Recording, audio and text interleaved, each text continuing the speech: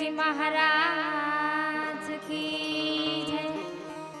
बोले विहड़ा नाथनी जय।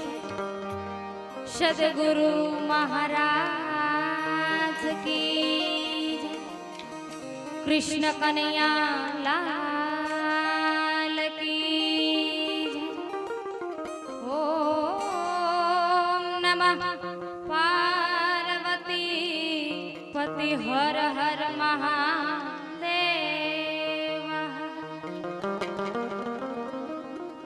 हरि ओम हरि हरि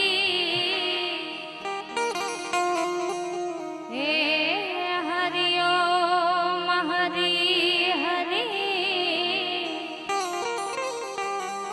हरि ओम हरि। शब्द उच्चारण मां सरस्वती मति आपजो मां। भूल्या अक्षर बतावजो तारा गुण लगाऊ दिन रात।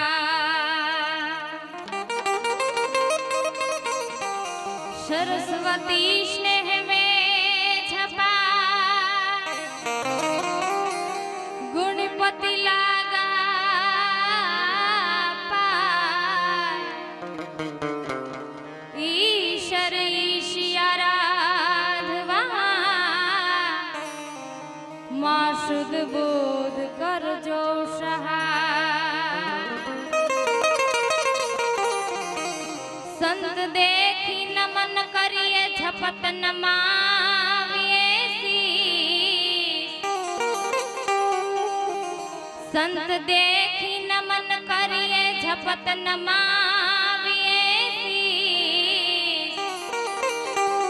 एक गुना तो क्या करे लाखों गुना बख्शी। एक गुना तो क्या करे कर लाखों गुना बख्शी।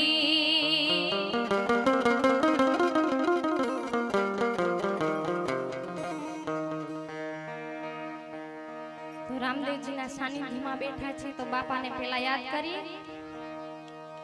एवा यजमल घरे अवतारी वालो हम। एवा यजमल घरे अवतारी वालो भांगे मननी भीड़। ये भी भांगे मननी भीड़। जय हो